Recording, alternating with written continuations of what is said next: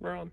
Okay, in this video, I'm going to show how to set up both binaural and stereo, that is 2.0 re-renders in the external Dolby Atmos renderer.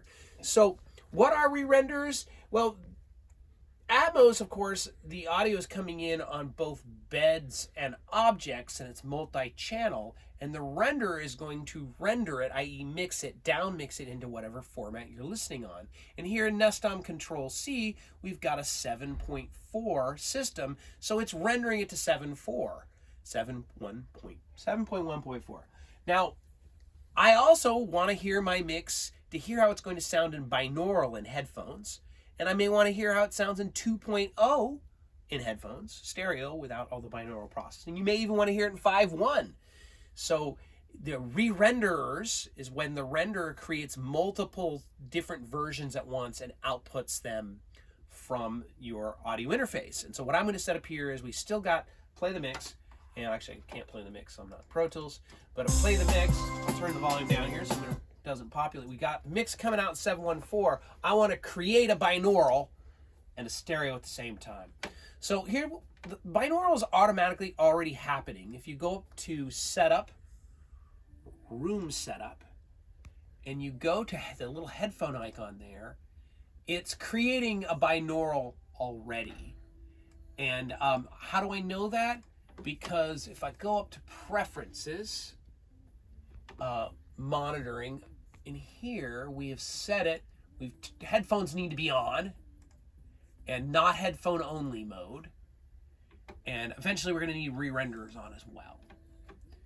And so and this is the important part. Headphone render mode is going to be in binaural. I could switch it to stereo and get 2.0, but we're going to leave this alone. So this is enabling binaural rendering.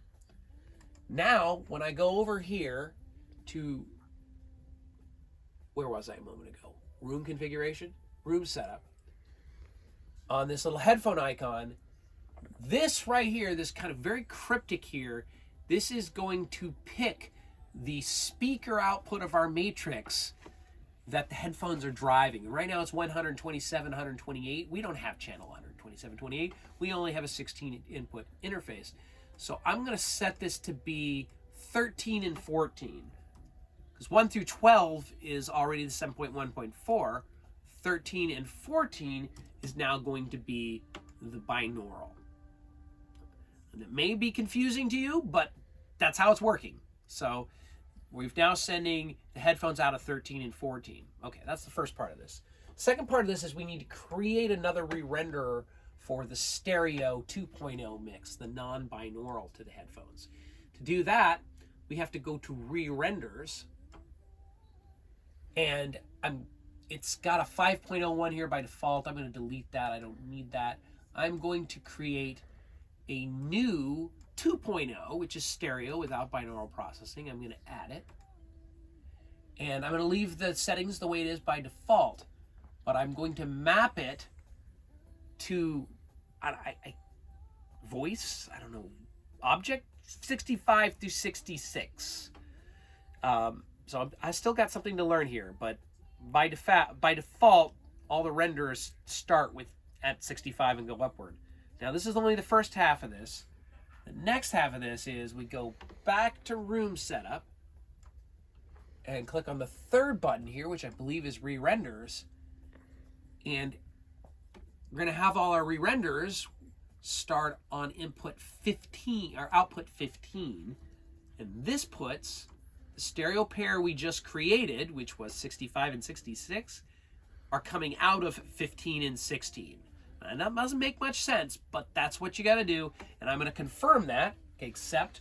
Now, Ty, swing the camera over here. The physical part of this here in Nescom is you can see all the patch cables for the 7.1.4 system. And it's a little dark in here, but I still have outputs 13, 14, 15, and 16. 13 and 14 are going to be my binaural output. 15 and 16 are going to be my stereo. So I take 13 and 14. These are my binaural outputs. Hopefully this all works. And again, the lighting's pretty bad in here, but we're going to go, why don't you check this out. This is our stereo monitoring system. We're not using it at all for our Atmos system. But I'm going to use the two inputs of the central station, the TRS input 1 and the TRS input 2. I'm going to use those for binaural and stereo. So over here, I've taken my binaural pair here, and I'm going to plug them into TRS input 1. Oh, that was weird. I think it was just a half patch. I don't think it's going to do that if I go all the way through. I was just, there we go. And that's kind of wild how that worked. And then I'm going to take my stereo pair from the 15 and 16. This is the 2.0 stereo re-render. And I'm going to put this in TRS input 2.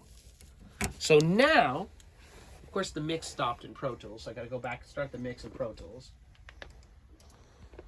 And come on, buddy. You can play music. And the mix should still be happening around us in 714. But here on the central station, I should be able to, my headphones, the headphone output, I put it to Q. It could be on main, actually. Let's make it simpler. Put it to main. And now on the remote control here, I basically can switch between TRS-1 and TRS-2. This should be, in my headphones, if this worked, binaural, and this should be stereo. So, and totally separate from the big speakers and the mix. So I'm going to put the headphones on. Well, that's a bit loud. Let me bring the headphone knob down. I hope my headphones survive. And, yes! Yes, absolutely. I hear the binaural reverb being applied in the binaural version, and I hear normal stereo there. So it's a little bit cryptic on this video because I think the Dolby has not done a very good job at all of explaining this and how that works. But I did just set it up, and for Nescom Control-C, this will allow you to get 7.144 through the speakers and have an ability here with the central station right next to you with a pair of headphones being able to switch between binaural and stereo and hearing it. I hope this helps. Goodbye.